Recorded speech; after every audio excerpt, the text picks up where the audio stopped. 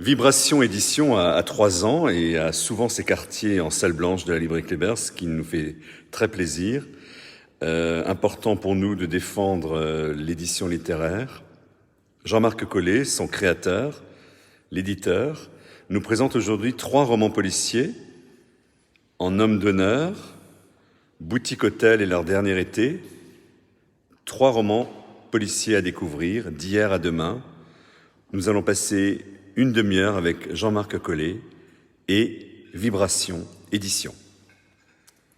Merci François, merci à la librairie Kléber de nous recevoir aujourd'hui encore. Il y a une quinzaine de jours, nous étions en Russie. Et aujourd'hui, nous allons faire un voyage, non pas en géographie, mais plutôt dans le temps. Nous allons aller nous rendre sous le Premier Empire, puis ensuite nous serons sur un événement, une enquête présente, et peut-être dans le 3e roman dont je vous parlerai, une enquête qui vous concernera demain. Alors aujourd'hui, je vais vous présenter 3 romans qui sont En homme d'honneur de Guillaume Rollet, un roman qui est à la fois une enquête pendant le Premier Empire, mais également un roman historique dans lequel on va rentrer un peu plus dans le détail. Mais pour faire court, les royalistes et les républicains se sont assemblés et ont orchestré une conjuration contre Napoléon. Puis ensuite, dans Boutique Hôtel, nous irons sur une île où un jeune trentenaire et conduit, va mener une enquête, bien malgré lui, et essayer de découvrir ce que Béquille, une vieille femme, et son compagnon aboyeur ont bien pu faire pour maquiller le meurtre d'un jeune homme, d'un jeune prétendant. Et enfin, nous finirons avec le petit dernier, leur dernier été. Et il s'agit là de rentrer dans un univers tout à fait délirant de Michael Stollmeyer, qui est un garçon qui a mal vécu son existence, qui ne la réussit pas, et qui, bien évidemment, dans une vision paranoïaque, va s'en prendre au monde entier. Alors évidemment, à la fin de cette présentation de ces 3 romans, je vous invite, chers amis auditeurs, à poser vos questions, de sorte que je puisse vous apporter les éclairages qui pourraient vous manquer. En homme d'honneur, c'est un roman en 2 tomes, un roman qui nous transporte à l'époque de la 5e coalition contre Napoléon, qui est surtout menée par les Britanniques, nos amis de toujours, et dont l'intrigue va se dérouler à la fois en Italie et en Autriche. Le personnage principal, c'est Horace Dragance, qui est un officier d'artillerie. Il est un aide de camp, il est affecté à l'état-major de l'armée d'Italie et n'ayant pas de protecteur, il va se voir attribuer des missions souvent périlleuses. Il n'a pas de réseau, comme on dirait aujourd'hui, il n'a pas de soutien d'entre-gens et il se retrouve à mener des reconnaissances souvent assez mortelles à cheval. Pendant ce temps-là, à Paris, Fouché, le ministre de l'Intérieur du Premier Empire de Napoléon, soupçonne l'existence d'un complot que la disparition de ses enquêteurs va conforter. Et peu à peu, les intérêts de Fouché et de Horace Dragance vont se retrouver. Horace Dragance va démasquer un premier conspirateur dont je tais le nom pour ne pas gâcher l'intrigue du roman, évidemment. Et ce roman va rebondir ensuite par des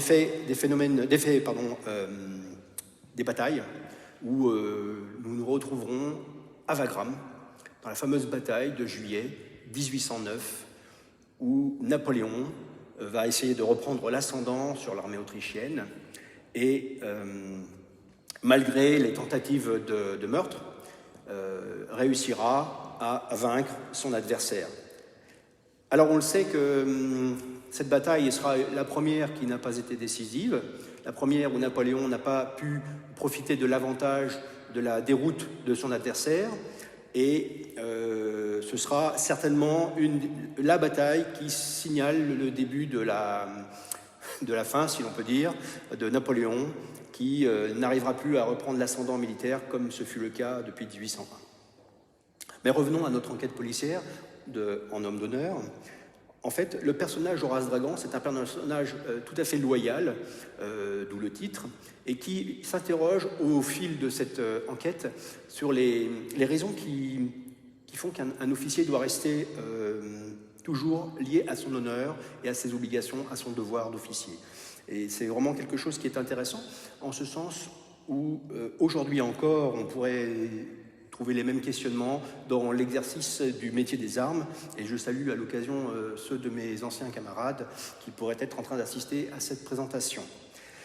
Alors voilà, oui, l'état d'officier oblige, l'état d'officier accorde la légitimité de l'emploi de la force et de la violence, mais toujours dans le respect de la dignité humaine, et c'est ce que ce roman magnifique vous présentera.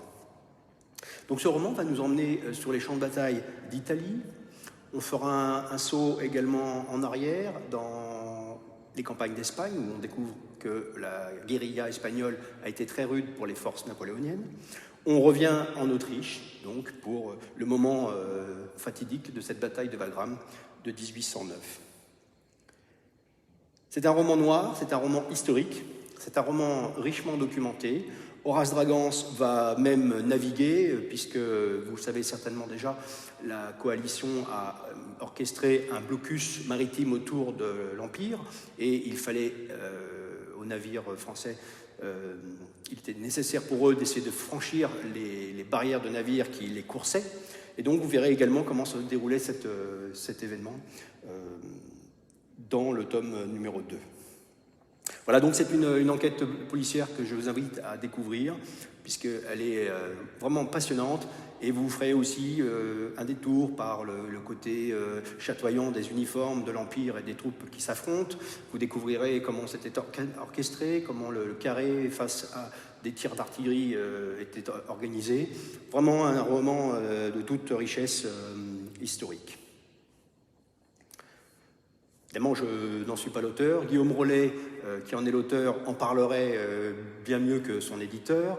Les circonstances actuelles font qu'on ne peut pas avoir nos auteurs avec nous, et nous le regrettons, mais nous les saluons, puisque nous essayons de faire vivre leur travail.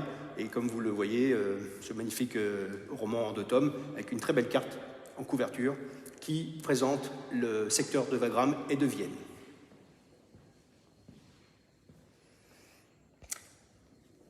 Aujourd'hui, imaginez-vous sur une île plus ou moins désertique, une sorte de station balnéaire où les touristes affluent en masse. Alors, c'est déjà un souvenir, puisque depuis quelques mois, nous ne pouvons plus trop voyager. Il y a un jeune homme, le narrateur de Boutique Hôtel, va quitter le confort de sa vie. Il vient de rompre avec son ami, et il va essayer de se ressourcer. Il est, comme l'a écrit Cocteau dans son Tour du monde, il est sur une plage infinie de sable et de vagues qui se déroulent et se bavent les unes sur les autres. Cet emprunt à Cocteau parce que l'écriture est assez délicate, l'écriture de Christian Dorsan, qui en est l'auteur. Revenons à l'intrigue. C'est un jeune trentenaire qui va s'efforcer d'oublier son ex et qui s'installe sur cette île sèche et désertique pour essayer de comprendre ce qui n'a pas fonctionné dans sa relation amoureuse. Alors, il va également essayer d'effacer sa douleur. Il va beaucoup se promener sur cette île pour la découvrir. Et à l'occasion d'une de ces promenades, il va rencontrer une vieille femme, toute fripée, béquille, puisqu'elle marche avec des béquilles, et elle va rapidement paraître aux yeux de notre trentenaire duplice et peut-être complice d'un meurtre. Boutique Hôtel n'est pas à proprement parler un roman policier, c'est un roman d'introspection. Et il se trouve qu'en filigrane de ce roman, il y a cette intrigue, ce mystère autour de ce personnage de béquille. Notre trentenaire va commencer son investigation informelle, parce qu'il n'est pas policier, et il va sillonner l'île, les bibliothèques, chercher des documents qui viendraient à prouver que Béquille et son compagnon aboyeur, l'homme de main qui s'occupe de faire les travaux dans l'hôtel où notre trentenaire réside, Il va essayer de trouver tous les documents qui pourraient conforter leur crime et leur culpabilité. Évidemment, et sans dévoiler l'ensemble de cette intrigue, les documents disparaissent, la réalité du crime semble n'avoir jamais eu lieu, et ça, je vous laisse le découvrir. Au fil de cette investigation, il va également découvrir ce que j'appellerais la laideur du tourisme de masse. Il va observer beaucoup de tous ces gens qui sont autour de lui dans l'hôtel. Il y a le Britannique qu'il a surnommé Brexit, il y a la Hollandaise Tulipia, il y a un petit couple d'amoureux avec des hauts et des bas, il y a un groupe de Français qui s'égaye autour de la piscine et qui fait beaucoup de bruit, toute chose que vous avez certainement déjà vécue et qui est assez amusant de le rappeler. Et il y a également un père absent, un père qui a quitté le domicile familial lorsque lui-même était enfant et qu'il s'est retrouvé seul avec sa mère et ses sœurs dans une HLM minuscule. Alors voilà, il découvre cette fêlure qui s'est installée en lui, dans sa vie amoureuse précédente. Il découvre une sorte de relation inégale avec son ancien compagnon, où le sentiment amoureux qui l'avait conduite à accepter beaucoup de brimades, on pourrait appeler ça ainsi, que son compagnon lui avait imposées. Et évidemment, cet ancien compagnon va se trouver une autre victime, mais qui elle-même prendra l'ascendant sur lui, et ça c'est à découvrir dans le roman. Alors l'enquête va se poursuivre. Aboyeur, le compagnon de Becky, menace notre trentenaire. Becky s'avère de plus en plus mystérieuse et ex et remplaçant font leur apparition sur l'île. Alors c'est à vous de découvrir ce qui va arriver à ce trentenaire. C'est un roman, comme je l'ai dit, intimiste et singulier, où l'enquête policière en fait vient percer l'introspection du personnage principal. Boutique Hôtel.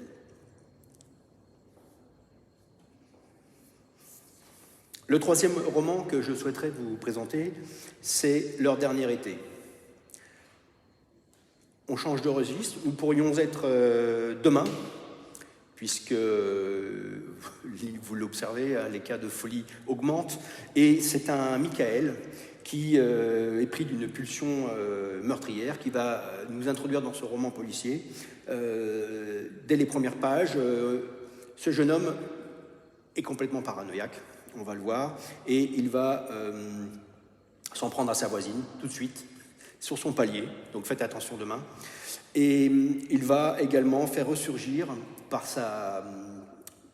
son manque d'expérience finalement dans le maquillage du meurtre, dans la tentative de faire disparaître le corps de cette vieille femme, il va faire réapparaître le souvenir d'une disparition bien plus ancienne qui avait eu lieu au 14 juillet 1987, et il fait ressurgir le souvenir d'Élise, qui a disparu et dont la disparition n'est toujours pas élucidée aujourd'hui. Le personnage principal, Michael, est un raté. Un raté du genre de tous ces types qui expliquent leur médiocrité par des complots et par une vision en fait paranoïaque de sa vie. Ça n'est pas de sa faute, tout le monde lui en veut. Il n'est pas bon dans son métier, mais il pense être supérieur aux autres. Il n'est pas bon dans sa relation amoureuse, son ami le quitte, mais il pense que c'est parce qu'il n'a pas été compris dans la justesse de ses choix et de son rythme de vie. Bref, il est fou et pense que c'est le monde qui l'est. Il exerce dans une entreprise, Hartmeyer. Il est gestionnaire d'un réseau, un réseau informatique, au sein de cette entreprise Hartmeyer. Et le directeur de cette entreprise est lui-même un homme assez riche, assez influent, un député, qui a en outre une très haute estime de lui-même, estime aussi des bienfaits que sa place de capitaine d'industrie lui permet de prodiguer à l'humanité. Son succès éclatant, c'est un homme, ce directeur d'entreprise, c'est un homme autoritaire et qui a écrasé, castré ses fils, à les rendre eux-mêmes infréquentables. Alors on va découvrir des personnages tout à fait odieux au fil de ce roman. mais qui ne nous sont peut-être pas dans la vie commune, dans notre vie de chacun, totalement étrangers. Alors, l'assassinat que Michael a perpétré à l'encontre de sa voisine, sur son palier, le cadavre qu'il a laissé traîner dans sa cave pendant plusieurs jours, qu'il a ensuite jeté dans l'île, puisque l'intrigue se passe à Strasbourg, ce cadavre a entraîné la rencontre d'une journaliste et d'un commissaire basque. Et bon, alors bien évidemment, une relation très proche va s'installer entre les deux personnages. Le commissaire basque va profiter du réseau de cette journaliste pour faire avancer son enquête. Ils vont découvrir qu'un agent du fisc est lui-même menacé, et probablement par le directeur de l'entreprise. Et ça, je vous laisse le découvrir dans son détail. Et va exploser en pleine figure de tous ces personnages la disparition de 1987. Et en fait, en tirant sur la pelote, sur le fil de la pelote, on va découvrir tout un écheveau de malversations financières, de comportements abusifs et autoritaires, et d'une disparition qui va s'expliquer et le meurtre va se dénouer. Alors Nicolas Barrois en est l'auteur. Il allie dans son roman à la fois la finance, la psychiatrie et l'amour, mais l'amour aussi d'une mère un peu étouffante, un peu ambivalente, qui joue un rôle dans ce roman. Et il nous montre aussi le côté difficile du métier d'enquêteur, les exigences. Il essaie de montrer que son personnage policier, une fois qu'il est lancé sur les traces de ce crime, n'arrive plus à en sortir et ne fait pas toujours la part des choses, n'est pas toujours capable de prendre les bonnes décisions ou de faire preuve de discernement. Voilà ce que je voulais vous dire sur ces 3 romans. Donc vraiment, ce sont des voyages très disparates dans ces 3 enquêtes que Vibration Édition vous propose. J'espère que vous aurez la curiosité de les découvrir, si ça n'est pas déjà fait. Et surtout, eh bien, si vous avez des questions à nous proposer, je suis à votre disposition pour y répondre, puisque bien évidemment, je n'ai pas présenté l'ensemble du détail de ces romans. Je me tiens prêt à vos questions.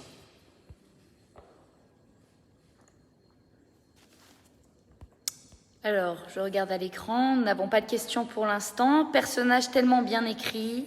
Voilà, beaucoup de compliments, mais pas de questions pour l'instant. N'hésitez pas à les écrire pour que nous puissions les dire à voix orale. Voilà.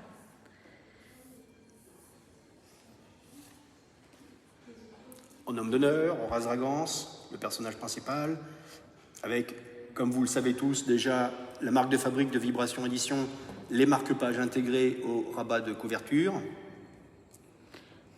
Ah, on a une question. Où peut-on trouver vos romans?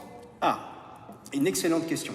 Nos romans, vous pouvez les trouver physiquement dans les librairies de Strasbourg, d'Aubernay, en Bretagne, à la librairie Le Fayère, à la librairie Passage, mais vous pouvez également, à Lyon, pardon, mais vous pouvez également les commander sur les sites des librairies pour les obtenir, ou sur notre site également, site Vibration Édition. Je continue la présentation des marque-pages. Alors celui-ci est un marque-page d'après une œuvre de Alain Oregan, qui est un artiste peintre qui réside à Bécherel, la cité du livre en Bretagne. Et le dernier était le marque-page, qui est une clairière, puisque vous verrez que la clairière joue un rôle important dans l'intrigue de ce roman, une clairière qui pourrait être dans les Vosges. Ce marque-page est l'œuvre de Jean-Baptiste Engler, que ceux qui connaissent déjà les éditions Vibration connaissent également, puisque Jean-Baptiste est l'auteur des 5 nouvelles des Épîtres interdites. Nous avons une nouvelle question. Des rencontres sont-elles prévues avec les auteurs? Alors, vous n'êtes pas sans... Ouais, vous savez très bien qu'on ne peut pas, pour le moment, organiser les rencontres avec les auteurs, mais comme nous serons bientôt tous vaccinés, ça va bientôt se faire. Nous le souhaitons, en tout cas. Ce sont des rencontres à venir. Ce n'est que partie remise. Donc, soyons optimistes, d'ailleurs. Quoi qu'il en soit, les romans sont accessibles soit sur commande auprès de votre libraire, soit sur notre site, comme je l'ai dit. Et donc, n'ayez pas peur, ils ne seront pas difficiles à obtenir. Les commandes sont rapidement envoyées, expédiées. Si jamais vous n'avez plus de questions, eh bien, je vais vous libérer. Je vous remercie de l'attention que vous nous avez accordée. Je remercie encore la librairie Kléber qui nous accueille. Et je vous souhaite à tous de très belles lectures et de très belles investigations policières. À très bientôt.